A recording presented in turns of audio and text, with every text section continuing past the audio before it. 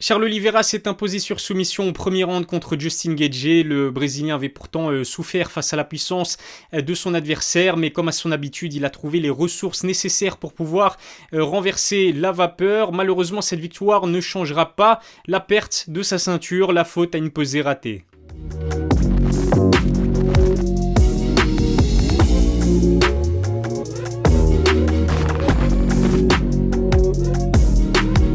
Salut à tous, c'est Ilyes, on se retrouve aujourd'hui pour le débrief de l'UFC 274. Charles Oliveira a réussi à soumettre Justin Gaethje dans un premier round très explosif. C'est vrai que les deux combattants ne nous ont pas déçus et ont donné tout dès les premières secondes de ce combat. Do Bronx a en plus de cela souffert, mais a prouvé une fois de plus qu'il était très difficile à abattre. Deux knockdowns encaissés en moins d'une minute, Oliveira était à deux doigts de passer à la correctionnelle pour son troisième combat en un an. Comme on pouvait s'y attendre, Justin Gaethje est arrivé avec l'envie de le démolir pour décrocher la victoire. Il était proche d'y arriver, mais c'était sans compter sur le mental d'acier d'un Brésilien déterminé. Comme face à Dustin Poirier et Michael Chandler, Charles Oliveira s'est très bien remis de ses knockdowns au premier round. Il n'a jamais cessé d'appliquer une grosse pression à Justin pour l'esquinter comme l'avait fait Khabib. J'ai d'ailleurs trouvé que l'Américain envoyait ses coups avec beaucoup trop d'engagement. L'un de ses crochets lui a fait perdre l'équilibre, sans même parler de ses kicks généralement efficaces, mais presque tous évités par Oliveira ce soir. Justin Gaethje a montré par le passé qu'il combattait parfois avec ses émotions. Ça lui a coûté la victoire face à Dustin Poirier, mais aussi contre Eddie Alvarez. À force de chercher le chaos et la bagarre à tout prix, il finit par se faire punir. Alors c'est vrai que contre Ferguson et Chandler en revanche, il a prouvé qu'il pouvait être beaucoup plus patient et beaucoup plus intelligent, mais je n'ai pas retrouvé cette version de Gaethje sur ce combat. Tout le contraire d'un Charles Oliveira très calme, on n'a jamais senti Do Bronx paniquer malgré un début de combat très compliqué. Ses contres se sont montrés très efficaces face à l'imprudence d'un Justin dont les coups étaient téléphonés. C'est d'ailleurs sur une grosse droite que le Brésilien a mis Gaethje au sol puis en a profité pour l'emporter sur un étranglement arrière. Il s'agit de la 11e victoire consécutive pour Charles Oliveira. Le Brésilien, sur ses 5 derniers combats, a pris le meilleur sur Kevin Lee, Ferguson, Chandler, Poirier et Justin Gaethje ce soir. C'est tout simplement exceptionnel. En plus de cela, il augmente ses records de victoires sur soumission et finish avec respectivement 16 et 19 succès de cette façon. C'est vraiment très difficile de nier qu'aujourd'hui, Do Bronx est tout simplement le meilleur poids léger de la planète. Avant le combat, Justin parlait de Charles Oliveira comme d'un lâche qui avait abandonné plus d'une fois par le passé. Pendant longtemps, le Brésilien avait cette étiquette de combattant fragile collée sur la peau. De 2010 à 2017, il s'est incliné à 8 reprises sur 17 combats, était même proche de se faire liquider par l'organisation. Il est aujourd'hui invaincu depuis 2018 et donne même l'impression de continuer de progresser. Mentalement, Oliveira est devenu vraiment costaud. On se dit à chaque fois qu'il est proche de la défaite, mais il arrive à complètement renverser la situation. Sa puissance est largement sous-estimée malgré sa victoire sur KO contre Chandler et un knockdown contre Justin Gaethje. Son striking est impeccable, sans même parler de son BJJ que tous les combattants redoutent. Do Bronx mérite amplement la place de numéro 1 de la catégorie la plus relevée de tout l'UFC. Malheureusement, cette victoire ne changera pas la cruelle perte de la ceinture du Brésilien. Arrivé 200 grammes trop lourd à la pesée malgré plusieurs tentatives, Charles Oliveira a été déchu de son titre. Seul Justin Gaethje aurait pu être couronné champion en cas de succès. Si l'on en croit les dernières informations, Do Bronx devrait logiquement obtenir le title shot dès son prochain combat. Certains combattants ont mis en doute la crédibilité de la balance traditionnelle qu'utilise l'UFC. J'ai d'ailleurs remarqué que Charles Oliveira avait annoncé sur Twitter qu'il était au poids quelques heures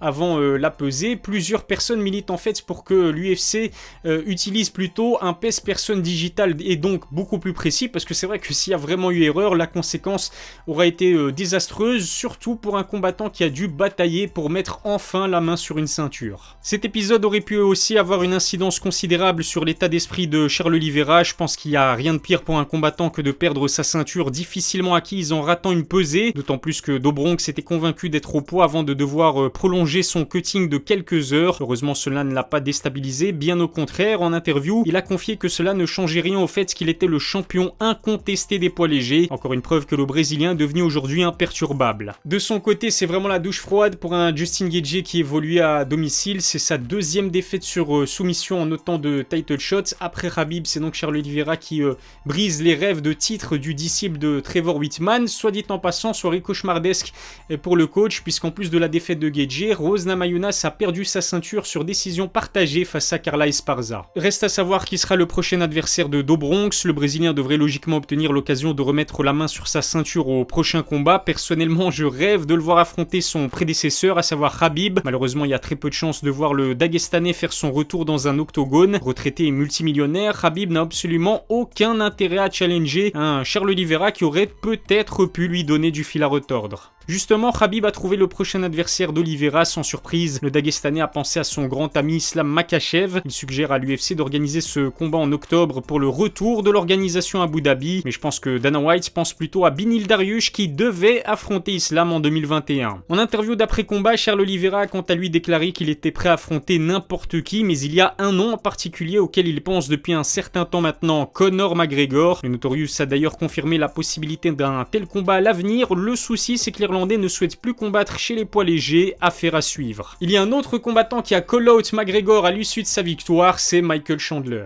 C'est le chaos de la soirée et certainement de l'année. Michael Chandler a pulvérisé Tony Ferguson. Mal en point au premier round, l'Américain a parfaitement entamé le début de la deuxième reprise. Il a complètement éteint son adversaire avec un front kick venu de nulle part. Il s'agit de la première défaite sur KO de Ferguson après 32 combats. On ne peut pas faire plus net que ce KO. Le menton de Tony Ferguson a vraiment pris très cher sur le coup. Tony s'est complètement écroulé et a fini inconscient pendant plusieurs secondes. Et dire quel coucouille, resté sur 12 victoires consécutives il y a encore quelques temps. Cette quatrième défaite d'affilée risque de couper court à l'aventure de Tony Ferguson à l'UFC. C'est pourtant dommage parce qu'il a vraiment bien commencé ce premier round. Il a clairement mis Michael Chandler en difficulté, mais à 38 ans, j'ai l'impression que Tony est devenu, on va dire, sans défense face aux meilleurs combattants de la catégorie la plus dangereuse de tout l'UFC. Je pense qu'il est temps qu'il raccroche définitivement les gants. En conférence de presse d'avant-combat, Tony Ferguson a comparé Dana White à un trafiquant de drogue. Pour l'ex-champion intérimaire des lightweights, le président de l'UFC se comporte comme un tyran. Il l'aurait privé d'un combat de boxe anglaise et donc